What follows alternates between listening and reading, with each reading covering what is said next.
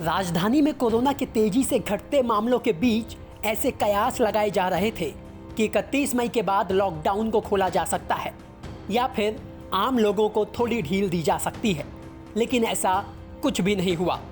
Lockdown को 7 जून तक के लिए बढ़ा दिया गया है। हालांकि मजदूरों को राहत देने के लिए राजधानी में निर्माण क्षेत्र से जुड़ी साइट्स और फैक्ट्रियों को खोलने का फैसला लिया गया है। लेकिन सवाल यह है कि अब जब राजधानी में कोरोना के आंकड़े रोज़ाना 1000 से भी कम हैं, तो लॉकडाउन में रियायत क्यों नहीं दी गई?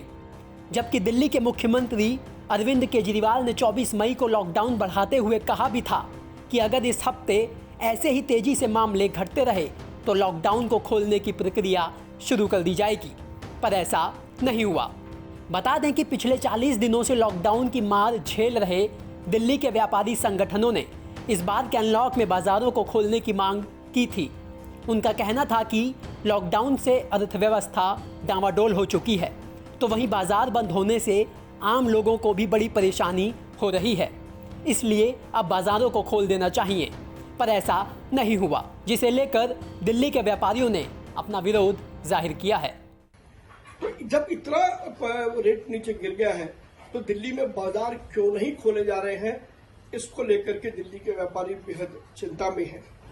दिल्ली के व्यापारियों को पिछले 1 महीने बंद होने के कारण से वर्तमान में बहुत वित्तीय संकट का सामना करना पड़ रहा है।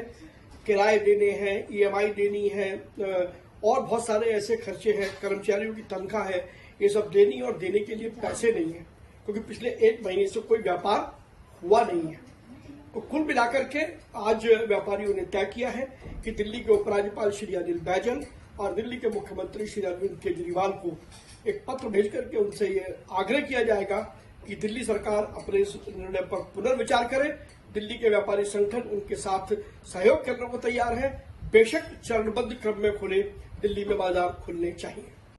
तो वहीं इस अनलॉक में व्यापारियों के द्वारा बाजारों को खोलने की मांग पूरी न होने पर आम आदमी पार्टी के व्यापारी संगठन के नेता ब्रजेश गोयल ने दिल्ली के उपराज्यपाल अनिल बैजल को इसका जिम्मेदार ठहराया है।